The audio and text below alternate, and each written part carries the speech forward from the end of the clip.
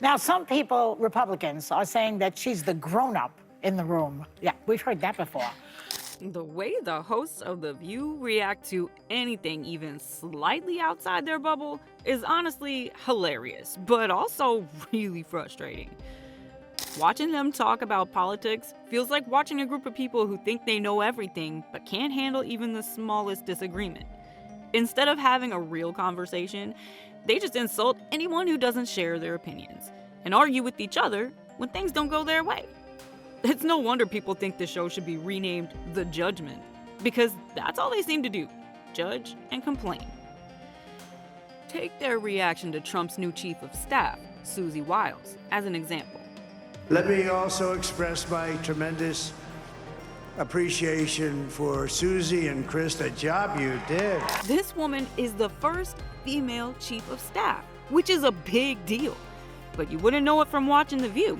Instead of celebrating her accomplishments, they mocked her and made snarky comments. Joy Behar said things like, "Where were the guardrails when she helped him run his campaign?" and called her the Ice Maiden. Where were the guardrails when she helped him run his campaign, when he was talking about immigrants eating pets, Arnold Palmer's junk? Why is it so hard for them to give credit where it's due? If this were a Democrat appointing the first female chief of staff, you know they dedicate an entire episode to praising her. But because it's Trump, they act like it doesn't even matter. This hypocrisy is so obvious. These are the same people who constantly say they want to see women breaking barriers, yet when it happens on the wrong side, they either ignore it or tear the woman down. One comment I saw said it perfectly. The View doesn't care about women.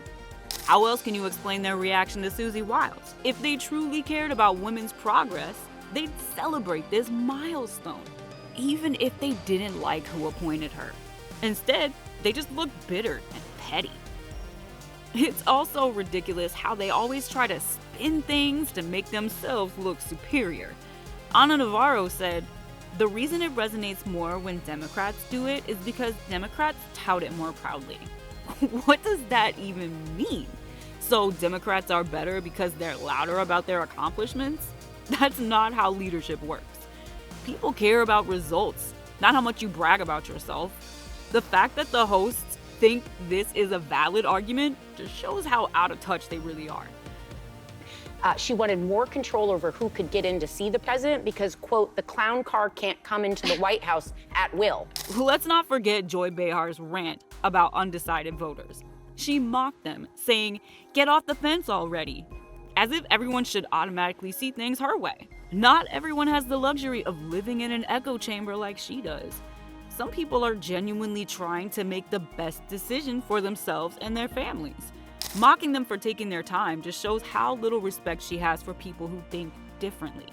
Sunny Hostin also had her share of absurd comments. She kept focusing on what's wrong with America instead of addressing why people voted for Trump. One viewer pointed out that this kind of rhetoric is exactly why the Democrats lost. Calling half the country racist or uneducated isn't going to win anyone over. It just makes people tune out. Instead of being introspective and asking, what can we do better, the hosts doubled down on blaming voters. It's as if they can't even entertain the idea that maybe, just maybe, they're part of the problem.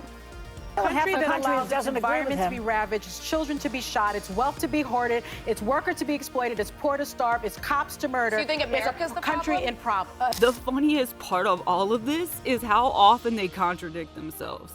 They spend years calling Trump a misogynist, but when he appoints the first female chief of staff, they act like it's no big deal. The minute she goes up bias. against him, listen. the minute she goes in front of him, so Joe Rogan's going to get that job. As one viewer said, years of calling him a misogynist just went down the drain. If they were consistent, they'd at least acknowledge that this is a step forward for women in politics. But consistency isn't their strong suit. One of the rare moments of sanity came from Alyssa Farah Griffin, who actually gave Susie Wiles credit for her qualifications. She said, "It's important we're giving her her due, that she shattered the glass ceiling." that she shattered this glass ceiling. One of the reasons I constantly hear from Republicans of why they don't really trust the mainstream media is they feel like there's a bias in it. Of course, the other hosts quickly moved past this point because acknowledging a Republican woman's achievements doesn't fit their narrative. It's like they're so blinded by their dislike for Trump that they can't even see anything else. Even their arguments with each other are entertaining in the worst way. When Sarah Haynes tried to explain why voters didn't resonate with the Democrats' messaging, the other hosts couldn't handle it. Haynes pointed out that people care about issues like safety, the economy, and the border, not abstract ideas like joy and inclusiveness. Instead of listening, the other hosts interrupted and dismissed her. It's like they can't stand hearing a valid point that challenges their worldview. Meghan McCain was right when she called The View a radical, progressive, insane asylum. Watching these women argue and tear each other down is proof of that. They can't even agree on basic things without turning it into a shouting match. One viewer summed it up perfectly. If Susie is the grown-up in the room, where is the grown-up in The View's room? It's a good question because the hosts act more like high school students than adults discussing serious issues. So, before moving on to what more The View hosts had to say, subscribe to our channel as we bring you the deepest secrets from Hollywood. Don't forget to hit the bell icon so you always stay updated. Let's talk about Kamala Harris for a moment. The hosts love defending her, but they never address the real reasons people are hesitant to support her. Being a woman isn't a qualification for leadership, and it's not sexist to point that out. Leadership is about experience, vision, and the ability to connect with people. Harris has struggled to show that she's ready for the top job. When Sunny Hostin asked her, "What would you do differently than Biden?" her answer was, "There's not a thing that comes to mind." That's not inspiring. It's concerning. If you can't explain how you would lead differently, why should people trust you to lead at all? Joe Biden, for all of his flaws, at least had the experience and the ability to match Trump's popularity. He didn't spend his time getting caught up in petty fights or making vague promises. Harris, on the other hand, seems more focused on appealing to everyone without taking a strong stance on anything. People notice that kind of inconsistency, and it's why she struggles to connect with voters. Trump's victory proves that the American people see through the nonsense. Shows like The View have spent years demonizing him and his supporters, but all they've done is push people further away. As one viewer said, "Thank you, The View, for getting Trump elected again." It's true. Their constant negativity and inability to engage with real issues have done more to help Trump than to hurt him. In the end, The View isn't helping anyone. They're not promoting meaningful conversations or bridging divides. They're just a group of people yelling at each other and anyone who disagrees with them.